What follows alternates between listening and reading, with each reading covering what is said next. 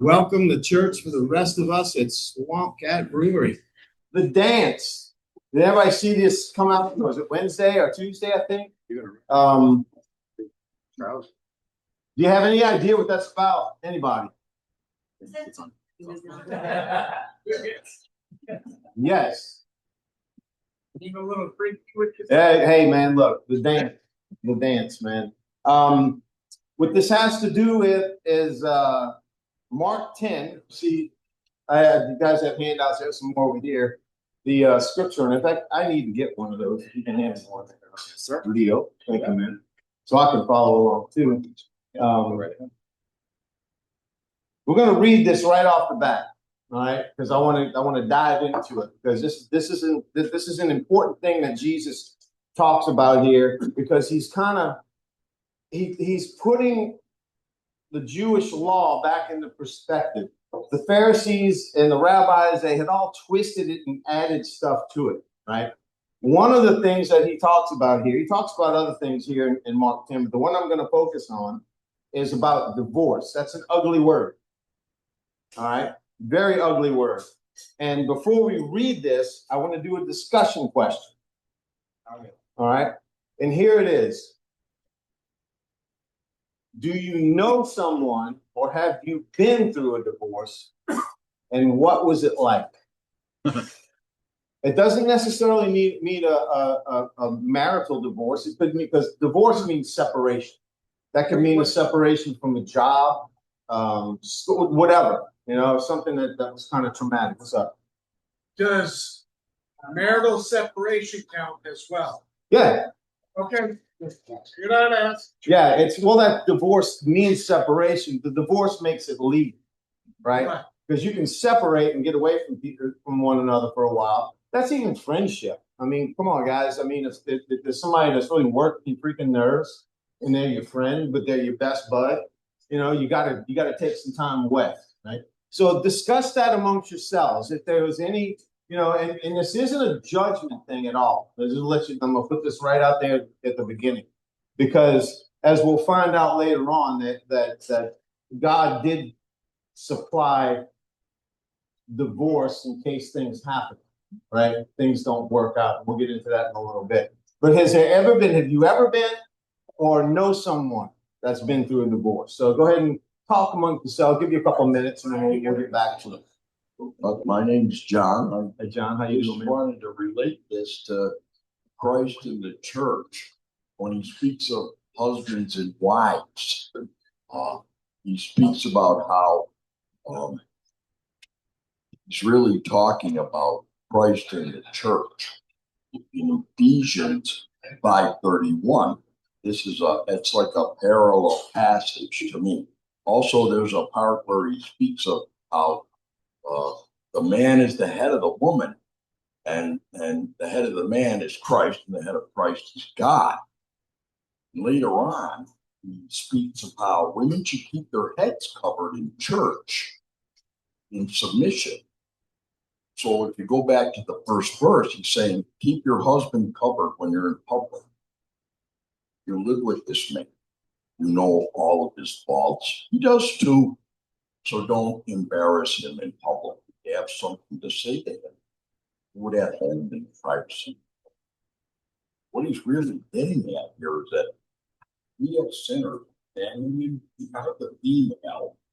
We're the female, and he's the male. So what he's really doing is saying Christ is equal to God, and you men and women are equal in size. Good stuff. You hit on a lot of things that I was going to talk about, so I'm done. Thank you. You already read your notes. He read my notes. Yeah, that word, I want you to keep that in mind. Submission. All right, that's to a lot of people that's an ugly word, just like divorce. But to anybody else, don't be afraid or shy to talk about this, man, because this is a common occurrence. Keep it G-rated. Yeah, nice try, Leo. Yeah. So I've been through many relationships. I got 12 ex-girlfriends, 2 ex-fiancés. My mom is currently going through a separation, but for me, my separation was separating myself from God. Because for years, I went through a lot of tragedy.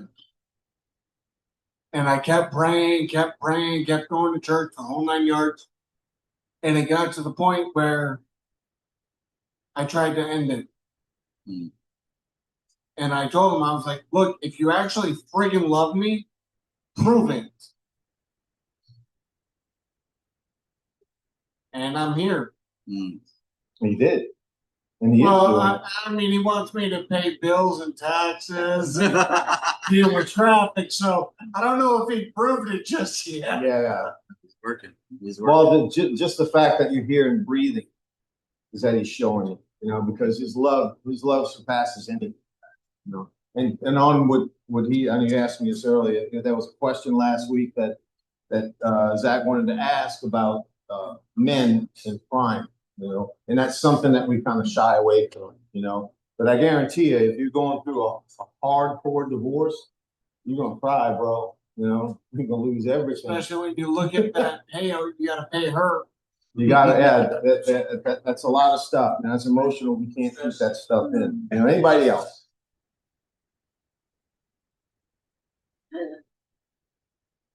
Good morning, everybody. Hey, I just want to say, yes, I too have gone through divorce. Yes, it's extremely painful. The one piece that I've always stuck to was it says, therefore, what God has joined together, let no one separate. I'm just, this is just my feelings. 99% of the marriages out there, if you are not both born again Christians, when you enter into marriage, then you will never be one. Because when you are one, then everything flows the way the Lord wants it to. it does. Yep. Therefore, divorce happens all the time because you're never made one. There's two people going their separate ways. So I'm not saying that it's not painful regardless if you're a Christian or not. It's just if you're not one to begin with when you take those vows, and there's always one that's fighting or doing whatever, then my belief is that the Lord, and this is very personal to me, I had set up over the years counseling 387 times into counseling with him, but it never worked for him. It was always me trying to do all the work, keep it together. And finally one night at 3:00 in the morning, I was by myself, but he had left, picking off actually he took off to Florida. I was in New York. But I remember crying and saying, I don't know what to do anymore. And it was right at the brink of me falling asleep. He spoke to me, and all he said was, I love you, and I've seen it all. And I remember falling right to sleep and waking up the next day, and that's when I did finally go into the separation, because he was gone for months anyway. So it's really, two people have to be Christ-centered when they get married. Then they're one. Yep. Good stuff. Yeah. Anybody else?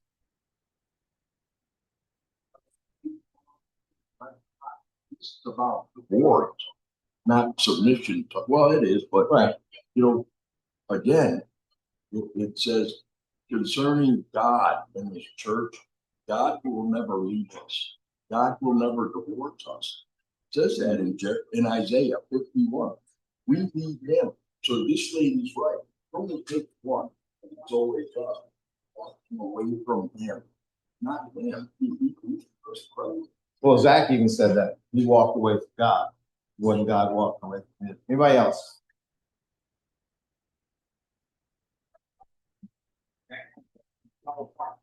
Get something.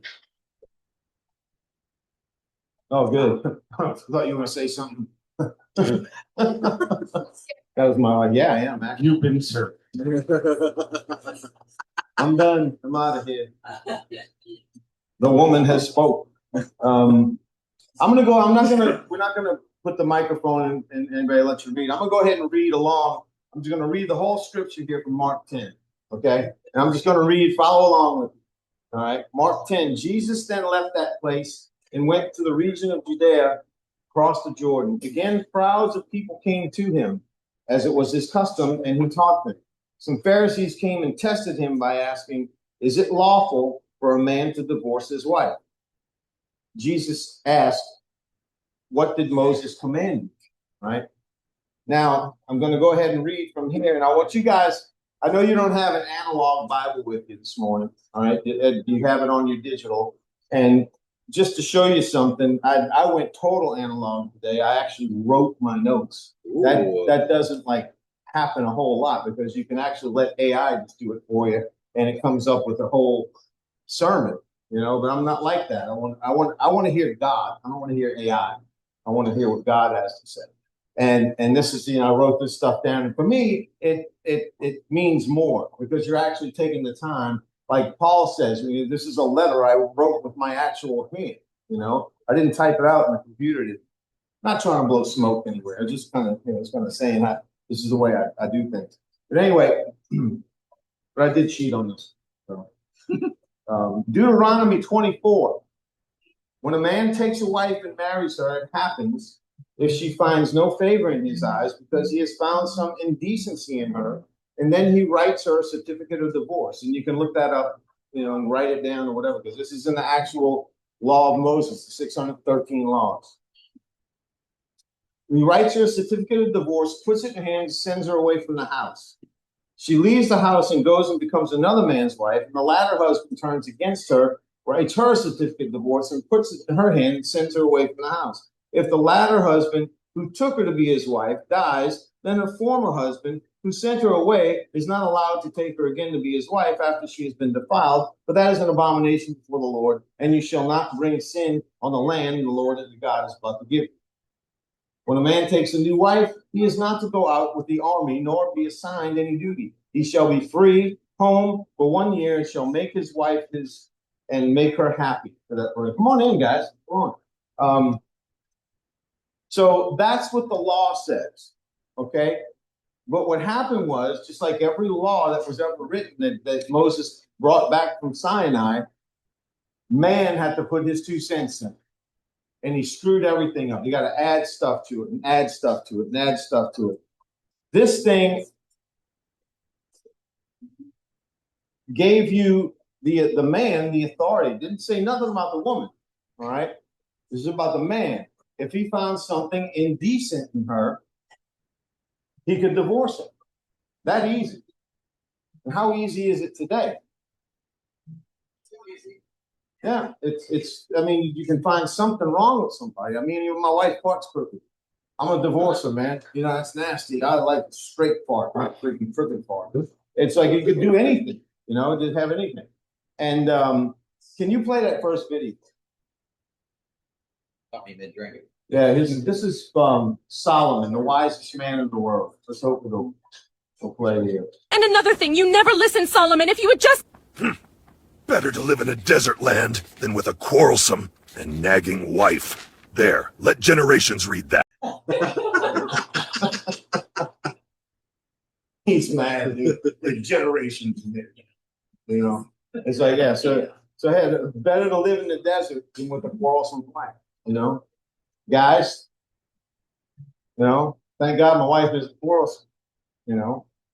I'm gonna finish the rest of Matthew here. He said Moses permitted a man to write a certificate of divorce and send her away. So I just read from Deuteronomy 24. It was because your hearts were hard that Moses wrote you that law, Jesus replied. But at the beginning of creation, God made them male and female. That's in Genesis. That's in the beginning. He made them male and female. For this reason, a man will leave his father and mother and be united to his wife, and the two will become one flesh. We talked about that. So there are no longer two, but one flesh. Therefore, what God has joined together, let no man separate. That's taken directly from the beginning. That's how God set things up. And we screwed it up. When sin came into the world, we messed everything up. Right? When they were in the house again, the disciples asked Jesus about this. He answered, anyone who divorces his wife and marries another woman commits adultery against her. And if she divorces her husband and marries another man, she commits adultery. And I'm going to segue into Matthew 19:9, because you have to realize that not everything is said in certain scriptures. That you have to, it's been said before, you have to look at it in context, right? So Jesus said in Matthew 19:9, I tell you, you could look that up if you guys got your phone right now. Because I'm not gonna supply it. You gotta look at it, make sure I'm telling you the truth. This is what the Bible actually says. I tell you that no one who divorces his wife except for sexual immorality and marries another woman commits adultery. So there's a loophole. Sexual immorality. You screw around on your spouse, you have a right to divorce them. Other than that, you're supposed to make it work out. I know a lot of people don't want to hear that because we like to look at ourselves. The lady said earlier, because it's not one flesh, it's two. And we want to do our thing and she wants to do her thing. And we can never come together. I don't love you anymore. You work my nerves.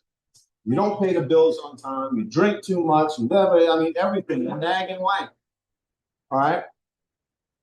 There's always an excuse because we look out. We live in a selfish society and culture, guys. You do.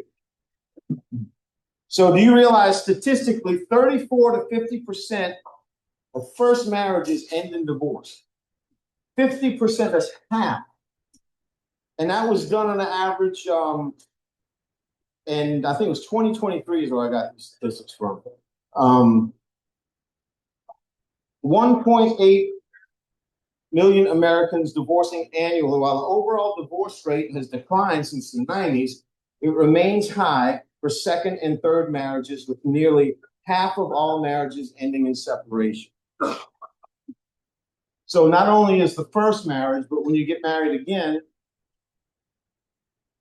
statistics show that half continually. It's a cycle that's not broken. It's a cycle. So third time it's charm.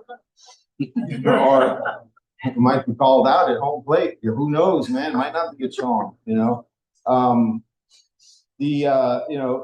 Moses, God gave Moses the opportunity because your heart, Jesus said, your hearts are hardened, you know.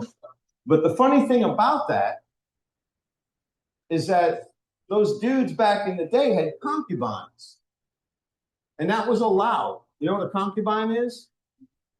That's your side squeeze. Solomon had hundreds of them. You know, and it was his main wife nagged him the most. You just go to another one. You know, that was the culture back then. You know, we don't live in that culture right now. We live in a culture where, but if you look at it, it's getting more promiscuous by the day.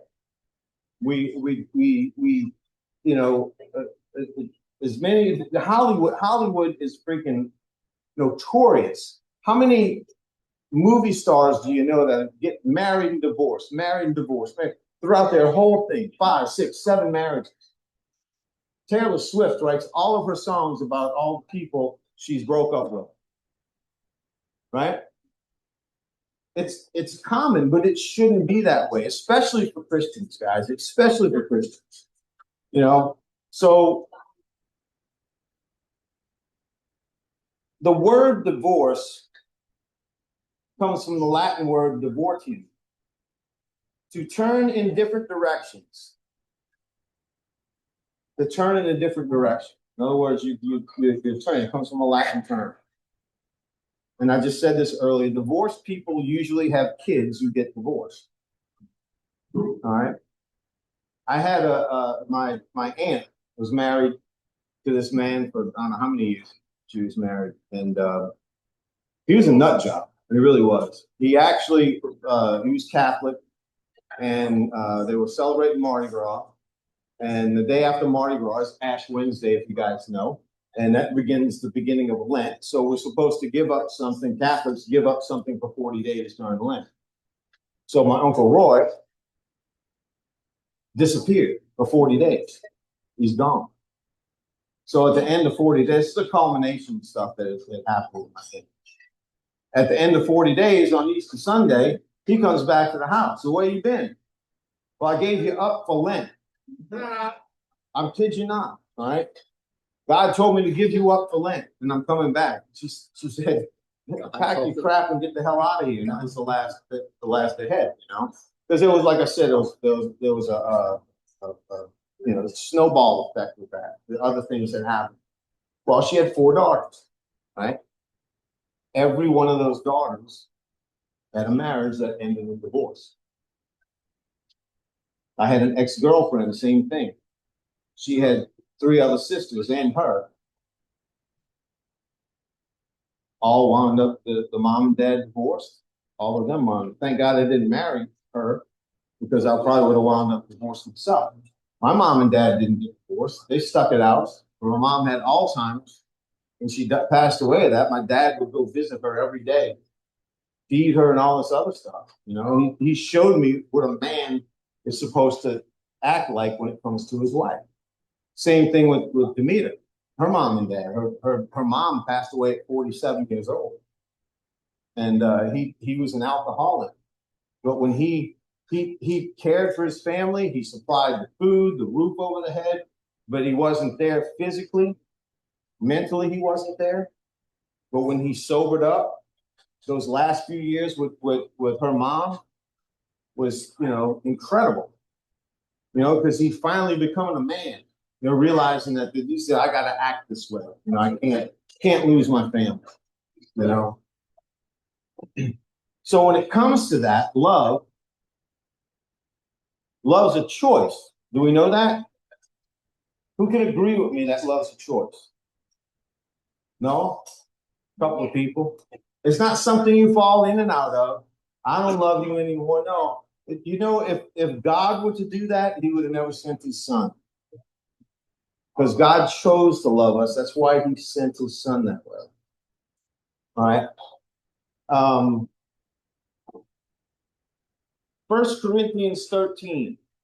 There's another one if you guys want to look up.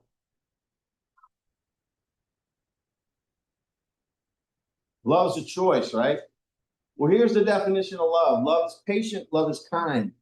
It does not envy. It does not boast. It is not proud. It does not dishonor others. It is not self-seeking. It is not easily angered. It keeps no record of wrongdoing. Love does not delight in evil, but rejoices in truth. It always protects. It always trusts, always hopes, always perseveres. Love never fails. And love is a choice. So I'm speaking to the guys here, all right? What's the last thing who married? How many guys in here married? I don't care how many times you've been married. Yeah, they're married. You know, you're married right now. All right? Almost. All right, yeah, we'll get that.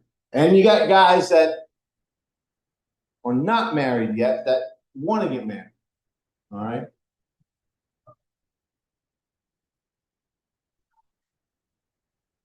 Guys, what was the last thing you did for your wife that blew her mind? Where she knew that you actually loved her? Daily event. It is. It is a daily event, you know? But the thing is that not everybody takes it that way. We take it for granted, you know? This is a person who I've married, right? And she's under my submission if I'm a Christian. Excuse me. She's got to make my sandwiches. She's got to wash my clothes, make my bed. That's how we think about it. You know, I mean, yeah, your wife puts up with some nasty shit, guys. You know, trust me. All right. when Demean and I were first going out, she was at basic training, and that was in San Antonio, Texas, Lackland Air Force Base. You guys, Air Force, and all that. She came home for, I believe it was Christmas or Thanksgiving, one of the two. And I talked to her. She said, "What do you, what do you want to do when you come home?" We barely know each other. And she was like, "Oh, you can cook me a candlelight dinner and play some Kenny G." She loved Kenny G. You guys love Kenny G? Oh yeah, my boy right there, bro. So I live with a couple of other roommates.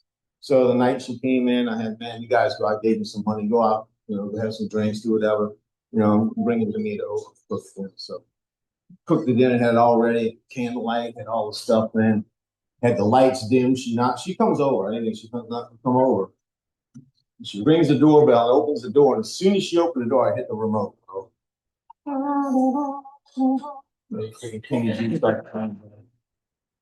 Yeah. And she walks in, and then she started crying. I'm like, "Oh, hey, what the hell did I do wrong?" I was like, "What's wrong? What's wrong?" She said, "Nobody's ever done this." Her dad, the person who probably should have been there to teach her how a man is, wasn't. I tried that with my daughter. She could confess to that, taking her out, taking her to how a man should treat her, opening the door, respect. You had a question? You got the mic? Where's the mic? Oh, yeah. Mhm. And I put it, so there must be failing you, but you put it. Long time ago, Mhm. and he came to the house with 2 brand new tires for my old Chevy. They were bald. And he opened the trunk of his car and took out 2 tires, and he said, "This is for your car. I want you to be safe."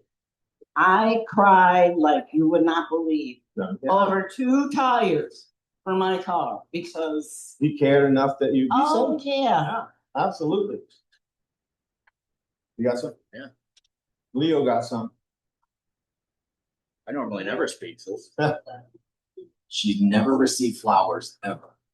From her dad, from no other relationship, nothing. And the first time I got her flowers, she's cried. Really? Same thing. So whenever the first flower wilts and dies, there's a new set of them come every time. Yeah. So we got fresh ones in every day. There you go. There you go.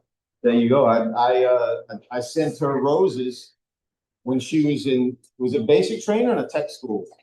Tech school. While she was standing in formation, they called her up and gave her the roses. She thought it was from her ex-boyfriend. Right? Because he was trying to get back with her at that time. But I was making my move in.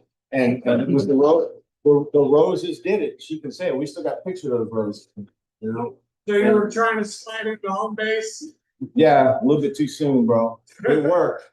34 years later, here we are. And the thing is it's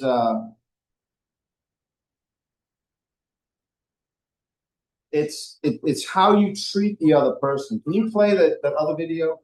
This one's very interesting. And ladies, take a good listen to this. How to be the perfect wife, according to a 1950s home economics book.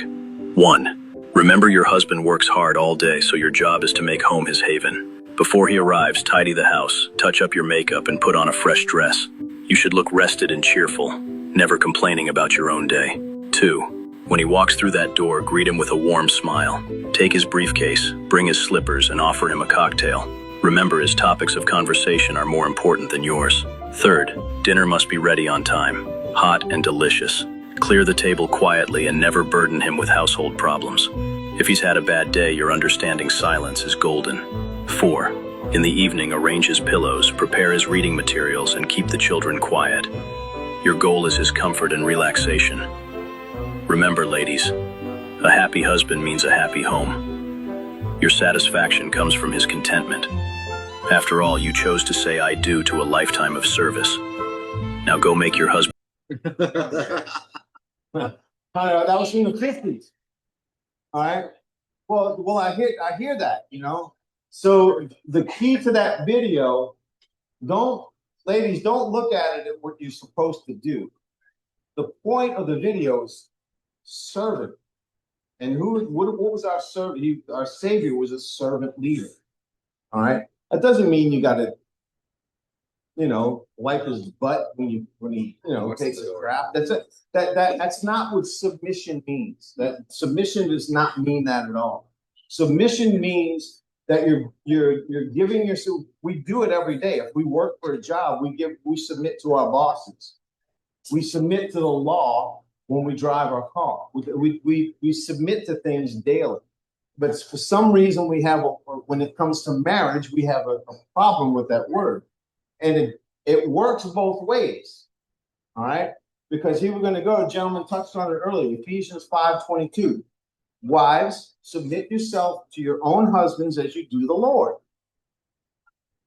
How do you serve God? Do you praise God? Do you worship God? Yes, we do that on a daily basis. Worship is another word for love. So if you're worshiping your husband, you're not worshiping him as a god or your wife as a goddess. You're worshiping him because it's love. A worship song is a love song. It's about love. All right. And what do we talk about love is? Love is patient, love is kind. Love is all these things. So we choose to do that. We choose to serve.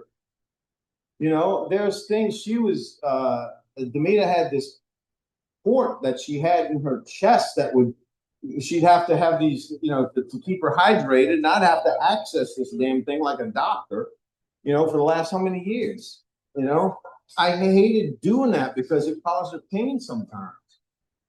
But I did it because I was serving her. Does that make sense? That's what love is. You got something?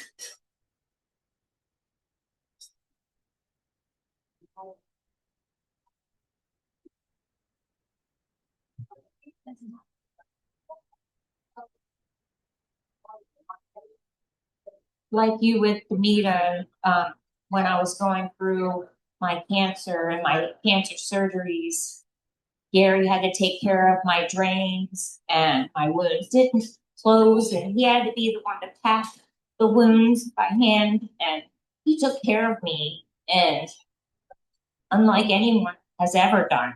That's love, bro. Yes. That's love. That is everything. We had, and I'm gonna be totally transparent with you guys right now. Right? When I was a pastor in Alaska, we went through a time, and Demita won't mind me talking about this because this is part of our testimony. She was having back pains that the VA was dragging their feet on, and she was hurting so bad. She reached a point to where she wanted to off herself. All right, and she came very close to doing it. And if it wasn't for a VA suicide hotline thing come on Facebook, was it? Yeah.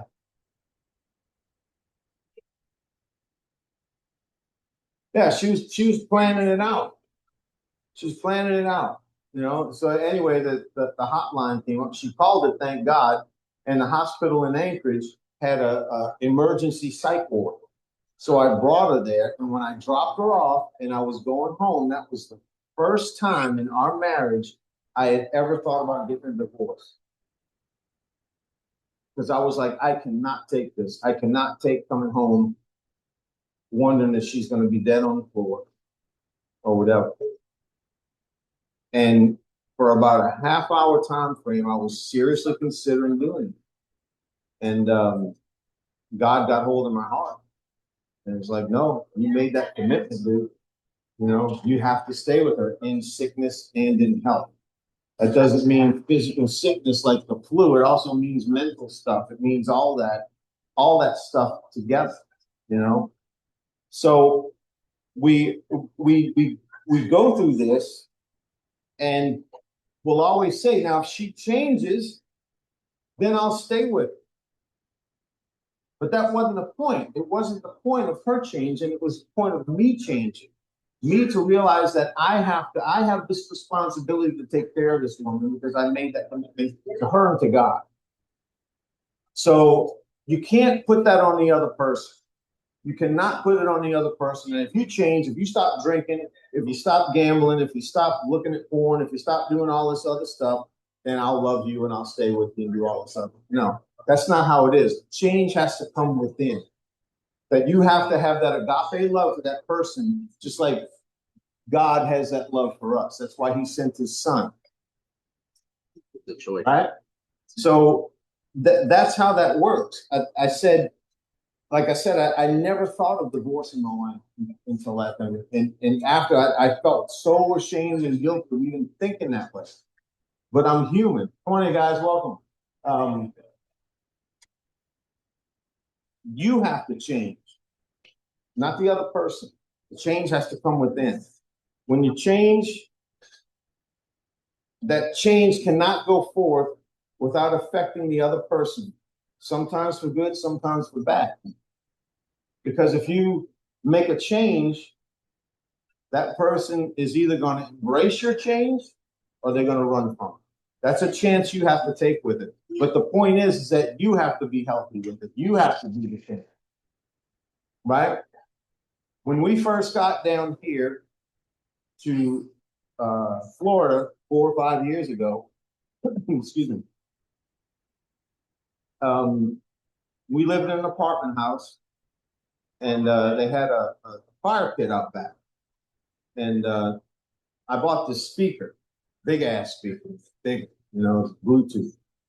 And it was like, yeah, let's go have a beer, go sit out by the fire pit. So we went out there and we started this thing, called it the dance.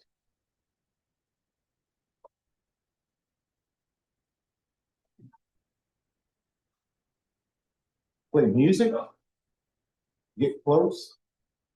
Just her and I, man. And it solidified our marriage because now we're empty nesters. Well, not now. We got 3 of them back in the nest right now. That's cool. But we do that on a regular basis. I don't know if you guys do that with your wives and girlfriends or whatever, but just take that time. You don't get sexual. You don't get, guys tend to do that when you get close. It's like, it's like you go off the wall, No, just you and her in that moment, We do it now. We've got the house and we can crank the music up late at night. Not now with the kids in there, though, but still, we still find time to do it, whether it's in a club, where we dance to old school music or whatever. We dance. We dance. Life is a dance. All right. Life is based on rhythm. It's all choreographed. Right? God has your dance choreographed for you and for your wife or your husband. And it's up to us to dance it. Sometimes, have you ever seen a figure skater? When there are 2 of them, when they're out there skating and they're doing all this other stuff and they biff it bad and they get hurt. That happens sometimes in your days, I think we were dancing one night, she fell down. I laughed. That was funny. I laugh when she falls. I don't know. Don't do that too often, guys, because that might get you in trouble. But it's fun. She didn't get hurt, but sometimes you do, because that's all part of the thing. Your heart is rhythm. Every life is based on rhythm and dancing and choreography, So if we don't take that time to look at our spouse, tell them how we feel. There's so many songs out there that tell you about that, So many things in the Bible. You got to say that people, at the end of the day, man, I wish if they leave, I wish I would have said this. I wish I would have done that. I don't want to leave any stone unturned to where I live with any regrets when it comes to my wife, because she's my soulmate. She's my one. Together we're one. If we're separated. I don't know. I don't know how I'd live. I wrote, I do that for her. I write songs for her.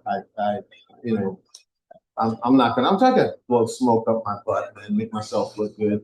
But no, that's how you make it work. That's how you avoid the divorce. You know, sometimes it's needed. I get it. And a lot of people have done that. There's abusive relationships, controlling, sexual abuse, all kinds of stuff, alcoholism. Yes, you know, if you're in a dangerous relationship, get the hell out of it, you know, and then work on yourself. And then when that person sees you working on it, then hopefully they'll do that change too. That's what happened to my father-in-law and my mother-in-law. My mother-in-law went to Al-Anon and she started changing. And then when she started changing, then he saw something. He said, I better get my shit straight or I'm going to lose my family. 35 years later, sober. He hasn't had a drink, you know, and he's on his second marriage. How long has Brenda and him been married? Almost as long as we have, 30 years, something like that, 25, 30 years. So he had a second marriage, not from divorce, just from being a widower, you know, and this is something that we you know, that guys, we have to do this with our lives, you know, to avoid this. They're part of us, man. They're part of us.